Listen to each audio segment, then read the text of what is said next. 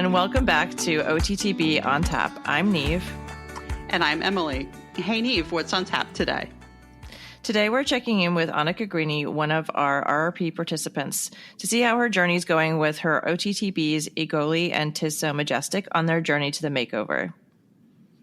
That's great. And so for those just joining us, we have a series where we've been chronicling the progress of 4 trainers as they prepare their off-track thoroughbreds for the retired Racehorse Makeover, which takes place October 9th through 12th, 2024 in Lexington, Kentucky. To catch up on Annika's story, you can go back to episodes 14 and 20 for an in-depth introduction of who she is and the OTTBs she's bringing along. Welcome back, Annika. Thanks so much for joining us again. Yeah, thanks for having me. Great. Let's start off with just a little refresh about the 2 horses that you have and the disciplines that you are training them for. Yep, so I have 2 retired broodmares. Tizso Majestic, who is 11. She's had quite a few babies and then was left open this last year. Final entries are in, so we're going to be competing in ranch work and competitive trail. And then Egoli is also a retired broodmare. She's only 8. And then she is going to be doing barrel racing and dressage. Okay, so what was your thought process in determining which disciplines to compete them in, and has that changed over time? Yeah, so as I've been training them, I've just given them the opportunity to be exposed to everything and find what they each feel was what they enjoyed doing. I had hopes for Tessa to do dressage initially, but she just isn't quite ready for it mentally, and I don't think it would be in her best interest to push for that much so soon. The timeline's pretty condensed, so she just isn't quite ready to go out and do dressage in that kind of environment yet. And she's really been enjoying the trail and ranch work that we've been doing, so I just felt that was a better fit for her. Nice. And then Egoli, how did you decide on dressage and barrel racing, which sounds like quite 2 very different disciplines? Yeah, so we introduced her to the barrels pretty early on, which I'm always a little hesitant to do because it can sometimes really blow their minds. But she took to it and has really shown talent and passion for it. But then also being able to give her the opportunity to do something a little slower to work her brain during the week, I feel is going to be really beneficial to her. And she does not do well with the trail obstacles at all. She finds that really challenging. And we did consider freestyle, but then again, we would have had to use props or something there. And again, that would have been a lot for her brain. She may be 8 or 9, but she mentally is very much like a 3-year-old yet. So I just chose to not try and blow her mind too much.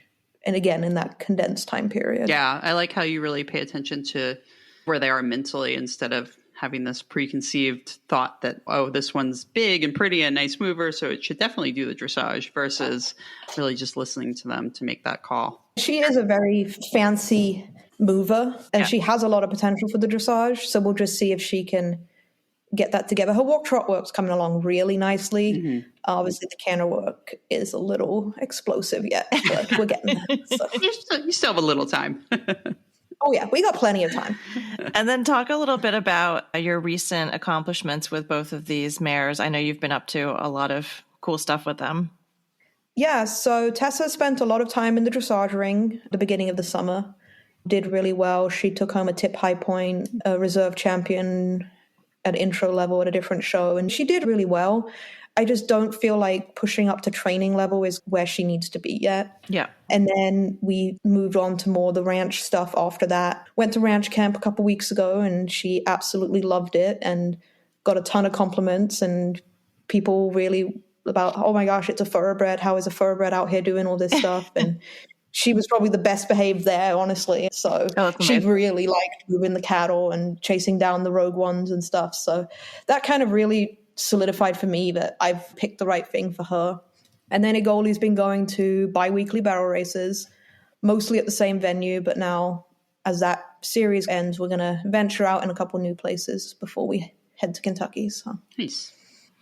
I have a couple of questions about doing the ranch work and being out in the open with an off-the-track thoroughbred, because it's not really, we do some riding out in the open where we are, like paper chases and things like that. But I was just wondering if there's anything special that you do to prepare your horses for being out in an environment like that, whether it's how you approach them from a mental standpoint or also in terms of even just how you're shoeing them or booting them up or things like that? Because I think that we can be a little precious about our horses sometimes. And I think that to have a horse that's good at ranch work, you want something that's sturdy and sure-footed. And so I'm asking you a lot of questions there.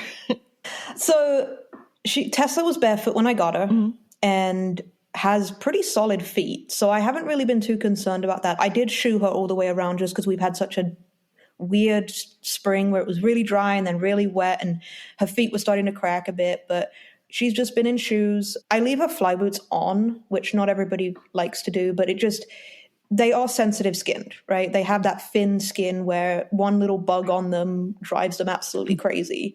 And there are days where I will ride her with a riding fly sheet just to help with that.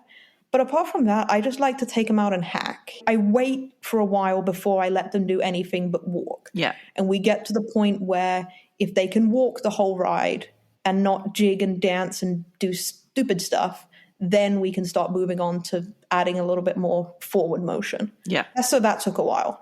We spend a lot of time walking and there may have been a few legs flying. But Egoli, she was like, okay, I can just walk. She's got a really good brain on her. Yeah. Tessa, her biggest challenge has been quietening down her brain and not having to go a million miles an hour all the time. Do you think that's why she's got such an aptitude for things like working the cows? Yes, It's absolutely. Like, let me at she it. needs something to do and focus on. Yeah, that's really cool. I was just going to touch a little bit on training challenges, but we talked a little bit about that there with Tessa. Have you had any training challenges with Egoli? I know you mentioned maybe she found trail obstacles challenging. Can you expand on that a little bit, or maybe anything you tried with her or just decided it wasn't going to work in this time period? She's just a very naturally anxious horse. When she knows what her job is and what is expected of her, she's fabulous, but she doesn't do well in new situations and she likes to escalate and amp herself up. Tessa's very much, oh, that's new. She looks at it and then she's fine. So there really are two ends of the spectrum, of course. And especially when she showed a good aptitude for the barrel racing and the dressage work. I didn't waste my time trying to push her through the obstacle work because it just didn't feel like it was the right thing to do for her. I'm hoping that once she matures a little bit and settles into life a little bit more that we can revisit it. But right now it just didn't feel like the right thing to do. Gotcha. And then I feel like maybe your management challenges with them or techniques might be slightly different since they both were broodmares for a little while. So you didn't actually transition them straight off the track. They had time in between. Has there been anything in particular with them in terms of transitioning them, their feet or their health or anything like that you've had to deal with along your journey? The biggest thing I've talked to people about is they're more like mustangs than thoroughbreds in the sense that they've been required to be independent and take care of themselves in a completely different way. When you get a fresh off the track thoroughbred who has probably been in a stall its whole life or maybe had a little bit of turnout, they're very much looking to you as their handler to help them explore this big new world that they've been exposed to. But the broodmares have been thrown out to pasture and basically said, go handle yourself, go take care of yourself, figure it out. And I've seen it with both of them in different ways, but there's definitely been conversations we've had about, no, you don't need to be the one taking control and charge here. Trust me, let me do it. Listen, I know what I'm talking about. Right. And I do think that's a very unique thing that comes with those broodmares versus the fresh off the tracks. Yeah, it's a really fascinating viewpoint. I remember years ago when I just got back into riding horses, I used to go on these trips down to Virginia. And one of the women that she had an Airbnb at her place and she got a lot of horses in off the track. And we were there one day and we were doing the barn, which was in the middle of her big turnout field. So at the end of the day, she would take all the horses and turn them out.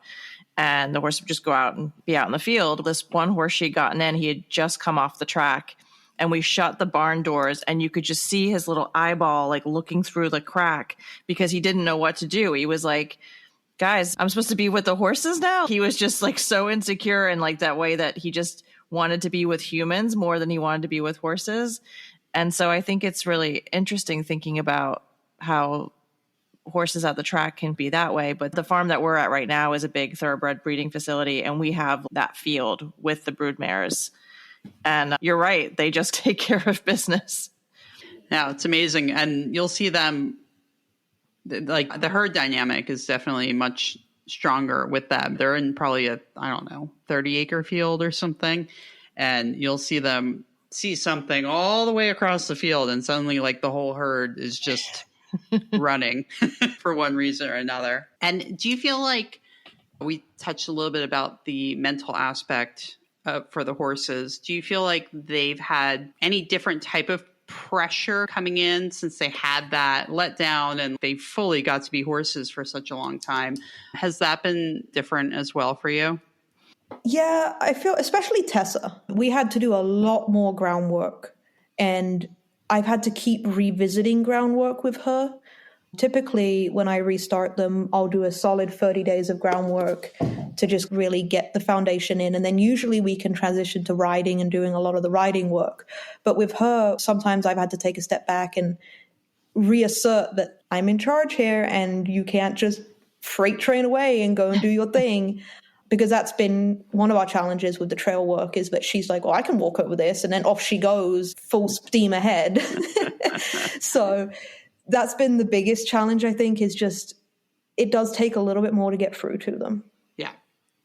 And then how about your mental pressure? Is it tough training two horses to bring? They're so vastly different to bring to a very specific competition like this.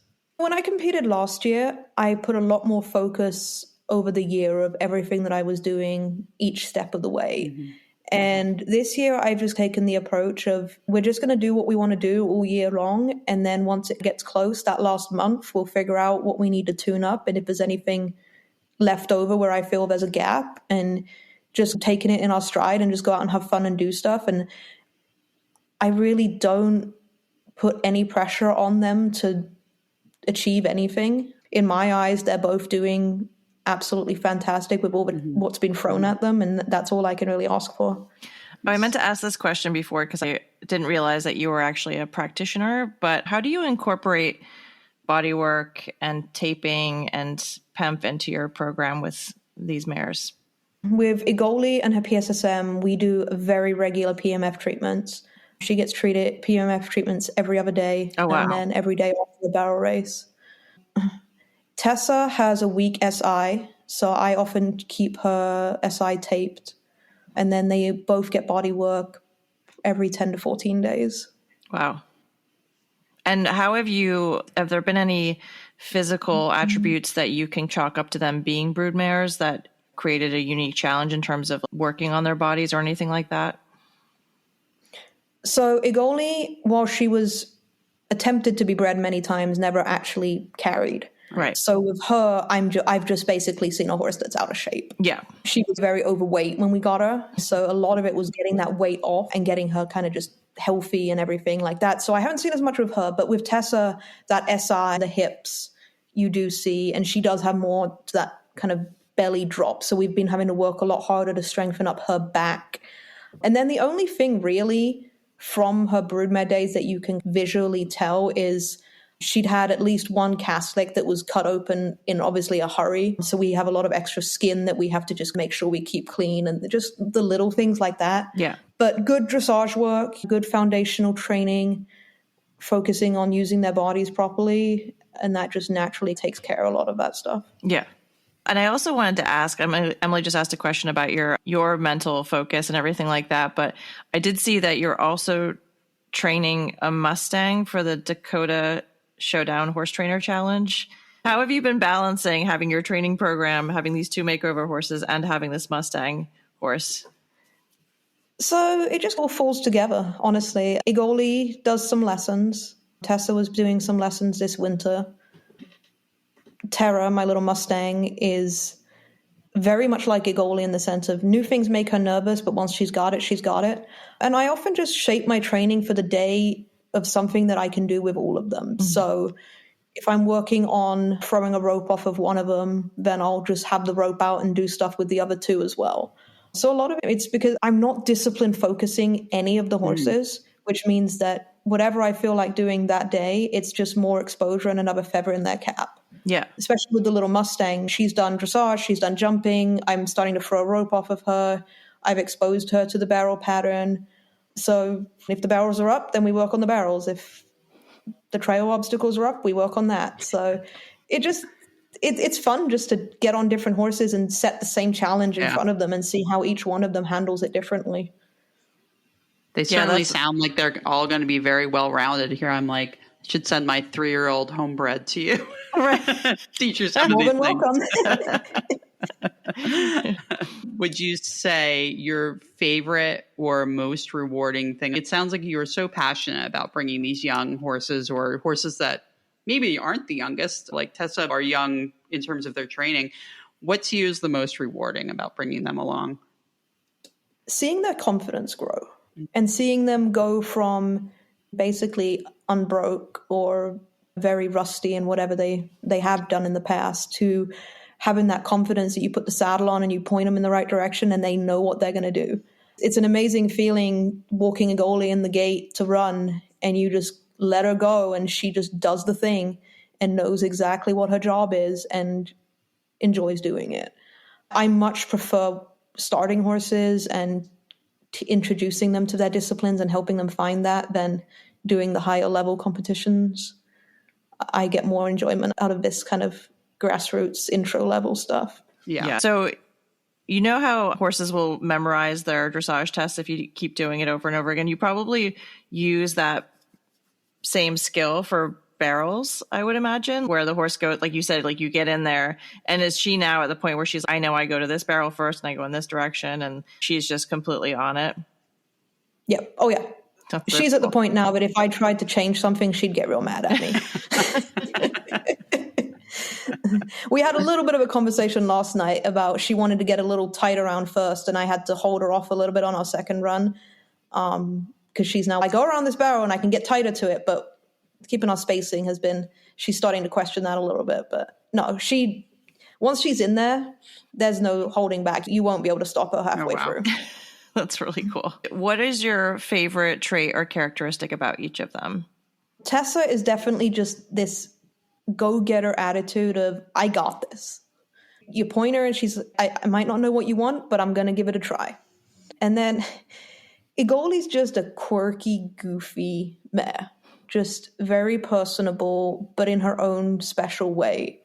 And once she's locked in on what we're going to do, then there's no refocusing until she's done her jobs. She's a very snuggly horse. She likes to be petted and loved on and whatnot. And we were standing in the gate yesterday and one of my friends came up and was going to pet her and say hi to her. And she's just locked in on that gate. Like, leave me alone. I'm going to go run. She's in the zone.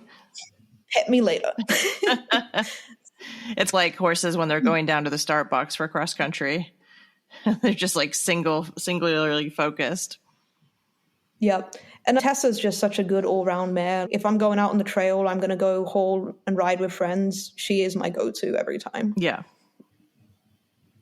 That's really nice to have one that you know that can be steady like that and have a nice go-to horse for trail rides. And it just... Yeah, because I have a couple in the barn that are fragile pieces of princesses that just, you look at them wrong and they trip over their own feet, but they can dance in the dressage ring just fine. So it's nice to have one horse that I can just not worry about. And even if she trips, she's not going to die, so. Particularly when your job is to bring them all along, to have a nice kind of trustworthy one's really nice. And she can do the ponying and all that stuff too, which is nice. Oh, that's nice. Definitely handy to have. Sounds like she's earning a very good place in your program, potentially. Oh, yeah. She's not going anywhere. Do you have any memorable or funny stories about either of them? Anything that's happened along the way that... I'm not sure. We always laugh at Egoli and her tongue. She can't keep that thing in her mouth to save her life. And we'll be riding along in the warm-up and there's this tongue just flopping out in all directions. And I don't know why she does it. It doesn't matter what bit she's wearing. It's just her and her personality. And she's just goofy like that. And you look, when we're driving down the road, you'll look back and her whole face will be between the bars of the trailer, making faces and just being weird in general. So she's just a lot of fun to have around. Yeah. It's like a cartoon character. Tessa's just more serious. I rode a horse like that once that probably could have been like a very good rated show hunter, but he would just stick that darn tongue all the way out and have it flopping in the breeze. And you just know that I'm not an expert in hunters, but I was told that they would definitely be way marked down for that. So unfortunately, sometimes they just like to do that. Yeah. And they'll mark you down sometimes too in dressage, right? Yep. Depending on the judge, I think. Yes. So that we're going to have to see if she'll keep that in check while we're at the makeover. We'll have to see how it goes. Or she'll just have it hanging out like a little flag. It'll be okay. Like, sorry, Mom. And I think they're a lot like us, right? Where maybe when they're in certain environments, like I have a really weird habit of crossing my big toe over my second toe when I'm nervous, when I'm riding, and I'll be riding around and I'll realize I'm doing it. And I think that horses are a little bit like that as well, or whether they stick their tongue out or maybe they grind their teeth a little bit or things that aren't necessarily negative, but it's just their way of focusing and concentrating. Yeah, absolutely. You think of like little kids that like stick their tongues out when they're like drawing or coloring or something like that. It's a little bit like that. But they do it just to spite you. Yeah. We were having this funny conversation with our barn manager the other day because she likes to get on her horses, and then as she's walking up the hill, she'll tighten up the girth, and she's in a monoflap, so she's got to lean all the way over. And the other day, she's on her personal horse, and she goes, "Tell me my horse isn't doing this on purpose. I know my horse is doing this on purpose." And he knows exactly where he's supposed to go, but instead he just makes a beeline for this fence. So then he's just going to run right into the fence while she's like hanging off over the side of him. And I was like, I don't know. I do believe they sometimes do stuff just for fun, just to wind us up. Oh, yeah. Tessa's thing is I go to get on and she takes one step as I'm getting in the saddle, and then she stops. She knows what she's doing. Just to be annoying. So what do you have coming up next for the both of them? So Egoli probably has 3 or 4 more barrel races yet. Tessa does not have any competitions or anything like that, but we will go out to the obstacle course a few more times before we head down to Kentucky. And I think we asked you this before, but do you know what's to be expected on the obstacle course? Is it a standard type of thing, or can you expect more variety? Or so for the ranch trail, it's a pretty standard trail, a bridge and a tarp and a gate and kind of the normal things. But the competitive trail is a lot more, could be anything. Yeah. It's a lot more varied. Last year we went through water, we drug a sled, we pulled things that came up above the horse's head, which got a lot of them. And there was some side passing and some scary obstacles and things like that. So the competitive trail, I definitely try and get them used to anything and everything that could possibly pop up. But then the ranch trail is a lot more like competing at any regular ranch versatility show. Yeah. And that's especially another reason why I didn't go down that route with Egoli, just because we don't know what's going to be there until we get there. And that just wouldn't have been fair to her. Yeah, it'd blow our mind. Other than competitions, what's your typical training schedule with them? Are they ridden every day? Do you give them a few days off a week? I know some horses vary in how they thrive. Have you noticed anything in particular with them? So all of my horses are in work from 4 to 6 days a week. Egoli with the PSSM needs to be in work 6 days a week. Tessa can have a couple days off and be just fine. She doesn't really care. She's definitely at the point now where if I don't have time to ride her a day or two, she really doesn't, like, it's no different when I get back on her. I have a working student that rides each of them 1 day a week because I like to make sure that somebody else is on them and that it's not just my buttons. And then my wife rides Egoli at least once a week as well. So I find it really important that they aren't just riding with me on their back all the time. Yeah. And then Egoli gives probably about 2 lessons a month. And then Tessa was giving 4 a month. But then my working student's horse came back into work, so she went back to riding her own horse. And Tessa's a pretty challenging ride, so she's not a horse that I will throw anybody on. Yeah. Yeah. And like you said, it's that careful balance of asking the horse to meet your expectations, but also not blowing their mind. And sometimes that can be done by having the wrong person in the saddle. When we were doing this and selling horses, sometimes you'd have a horse that was quite sensitive and you might have 3 customers come in a row, and then you'd have to then just not take it off the market, but just ride it consistently for a couple of days without customers to just go, you're okay. You still know things. You're not stupid. Because they can be quite sensitive in that way, that they get really accustomed to a certain program or a certain type of riding. And I really love your approach and outlook on how you bring these horses along. Yeah, and you can tell they're all different too. Tessa gets very frustrated very quickly and she'll shut down, whereas Egoli is a lot more forgiving. Yeah. It's really important to know that and recognize that and just give them that leeway to have that personality and have that opinion about things. Yeah. And I think an ongoing message with the recordings that we've done with you is this one size fits all is just not a thing in the thoroughbred world. And there are a lot of things that we say over and over again, but I think they're all individuals, and physically and mentally. And I think it's really important to think outside the box sometimes with the ones that are a little bit quirkier or that are a little bit more challenging. It's not necessarily a sign of them being dull or not talented. It's just maybe finding a different way to speak to them. Yeah, and I've honestly found that the quirkier they are, the more talented they are. You just have to be able to handle that and help them figure out their way through.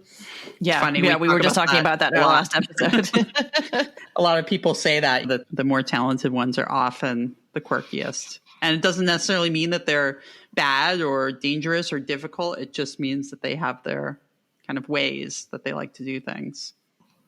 Yeah, I have my Makeover grad from last year, and he is a phenomenal horse.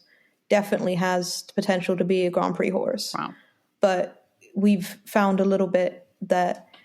So my trainer wanted me to go out at second with him this year, and I didn't feel like he was ready for it. And we went out at first. He did absolutely fantastic, but he just gets himself a little too amped yet. And what I've been doing with him the last month is he's been giving beginner lessons because all he does is putts around and he just gets to be calm and quiet and not have to do anything strenuous.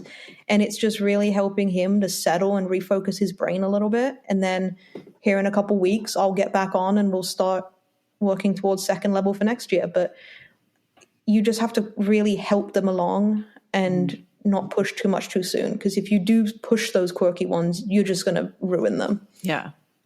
And I bet you're going to find that when you bring him back into your program again, he's probably going to feel like he's going to have a renewal of energy and focus. And we often found that if you took the young ones out and did something with them, say like in the fall, and then you chucked them out for a month or two in the winter, and then you got back on them in the spring, it was like it soaked in or cooked into their fibers, and they came out better for having a little bit of a break from everything that they had learned. Yeah, absolutely. And with him, I don't take him out of work just because he's really hard to get back in shape. Yeah. Mm-hmm. But keeping him in a light work where he doesn't have to do all the things is really good for him. And his favorite game right now is, you asked for canner? I didn't think so. That's really funny. And he has changes. He can do all the walk to canter and all that stuff. So he knows exactly what they're asking. Yeah. But if they don't ask him just right, no. Well, he sounds like a very cool horse to learn on, though. Oh, yeah. He's good. He's exactly where he needs to be. So. I love it. Let's see. I think you already answered this for Tessa, but will either of them be for sale? I know part of the makeovers, they do have the sale portion. Will any of them be for sale during or after the makeover? Tessa will not be. Egoli is not being listed. Okay. But if the right person came along and had interest, I would consider it. But I am not actively listing either of them. Gotcha. It sounds like you're going to end up with a barn full of prior RRP horses by the sounds of it. The plan was always to keep Tessa. Was it? And we're going to be retiring my wife's mare, her quarter horse. So Egoli we actually did get as her new horse. So yeah. And then fed in from last year slotted beautifully into the lesson program. So that's kind of the plan. However you have to justify it, Annika, is fine. Right? We're the worst people. I have a friend right now who is looking for a horse, and I was like, you're talking to the wrong person to help you. I am the worst enabler. I did have a question that I wanted to ask you earlier, and then it slipped my mind, but I was just thinking about these horses, both of these mares being a little bit more sensitive, and I was just thinking about some of the environments that you put them in, and what advice would you have for someone bringing along a hotter, more sensitive type in terms of just the way that you approach them when you're actually sitting on them? Say you take them to a new environment and they're really spun up. What are some go-to things that you do with these horses to help settle them and get their minds back on the task at hand? So the first time, I just don't get on. Yeah. We go for a walk. And if I feel like they're ready, then we'll throw a saddle on. Maybe we'll walk around with a saddle on. I don't go in it with any expectations. I don't go and sign them up for 6 classes because honestly, all that's going to do is blow their mind even more. Yeah. If I have one that I'm like, maybe you could make it through 1 class, then I'll sign them up for a rail class or something easy where there's other horses in the ring.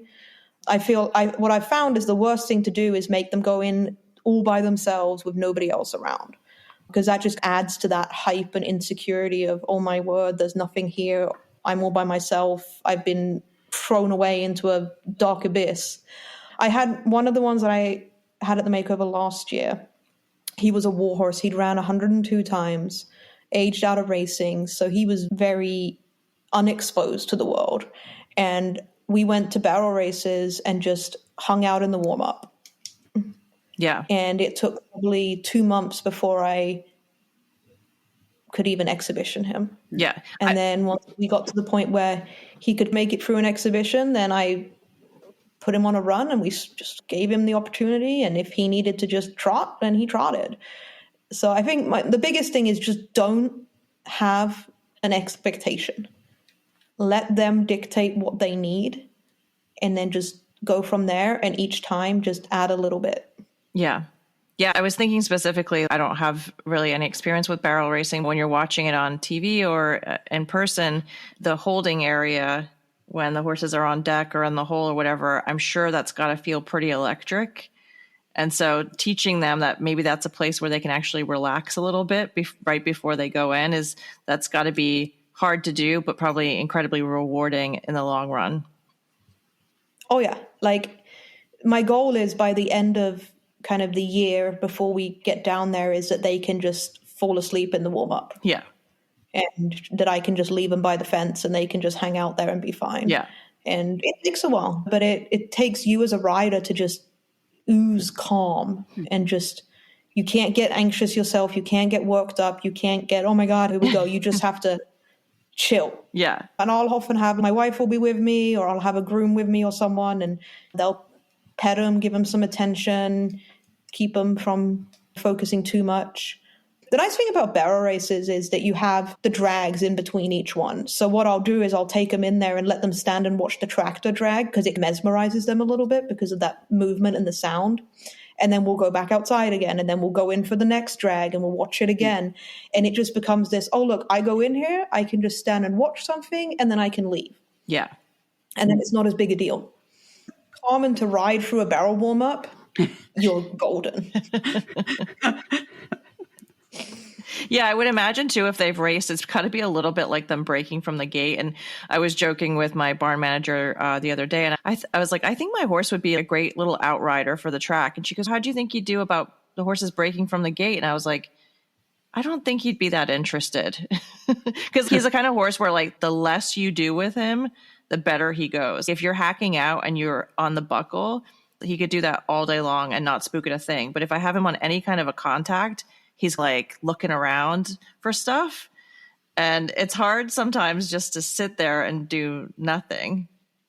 And my favorite game I like to play is swapping the leader. You go out on a trail ride and you let one horse get out ahead and see how they handle it. And then let them get out ahead and see how the other ones handle it. And then being able to turn back and go a different way or having the group split off. Yeah. And all those little things of slowly getting them used to something might change and something weird might happen, but you're fine and nothing's going to go wrong. Yeah. That's really cool. And you can be in an unfamiliar place. Maybe the other horse leaves, but then it comes back. It's not going to be the end of the world. It's interesting to think about it that way. And they're so hardwired to just want to be with their friends, just nature. Yeah. That's a really interesting approach. I like that. And I'll say too that the one thing that is an advantage of the broodmares is that they're in a herd. And I feel like they are way easier to work with if there's a herd of them versus just having one or two in a pen by themselves. Oh, interesting. Yeah. Yeah. It's a lot easier to take away and come back and not have as much concern and nervous energy around it than if you just have a pair or two, three in together. Yeah, right. Because I'm sure when there's a smaller amount, they're looking at each other like, what, are you afraid of that? Or should I be afraid of that? What's going on? Versus they feel comfortable in the group. Yep, and trailering to shows, I find that, so I have two thoroughbreds, my gelding from last year and my mare, who they live together, they're stalled opposite each other, and when we travel to shows together, they get very upset about leaving each other. Right. But that's because they've been turned out just the two of them a lot. But with the mares who have been in big herds, they don't care as much when I take them away because I'll just find the other person that's here and they can be my friend instead now. That makes a huge difference. Yeah. Yeah, because that's sometimes the hardest part, right? You go with, and even if they're not stalled together or anything, it's like they get in the trailer and then they become best friends and then you get to the show and you can't separate them. Emily and I have a little experience with that. Yeah. One's in the dressage ring and the other one you can still hear screaming from the trailer. Where's my friend? And in that Gelding decided to scream through his entire recognized test a few weeks ago. Oh boy. The entire test for my mare, who was in the barn so far away that she could not hear him. But that didn't stop him from talking the entire time. Well, and in this scenario with Emily and I, it was my gelding on the trailer and her mare in the dressage ring, who luckily didn't call back, I don't think, but you could hear my horse just screaming his head off in the trailer. I'm like, get a grip, dude. Oh my goodness. I have one more question for you. If you could describe, I know that there's a lot of words, but if you could use one word to describe off-track thoroughbreds, what would it be? Oh, wow. That's a hard question. I'd say rewarding. Rewarding. Oh, that's a good one. Yeah. Write that one down. I am. How can listeners reach you and follow on your journey? On Facebook would be the best way. Facebook? All right, great. We will include your Facebook information. All right, Niamh, you want to wrap us up? Thank you so much again for joining us, Annika. We can't wait to see what you do with your two girls, and hopefully we'll be at the makeover if we can get our lives in order. So we'll get to meet everybody in person, which would be really cool, and meet the horses. If you like what you heard today, please leave us a 5-star review on Apple Podcasts. You can follow OTTB on Tap on Instagram, Facebook, and TikTok, and contact us with interview candidates and topic suggestions at OTTBontap.com, which we just revised and relaunched. And now you can actually leave us a voice message on there if you want to. We love hearing from you guys. Bye.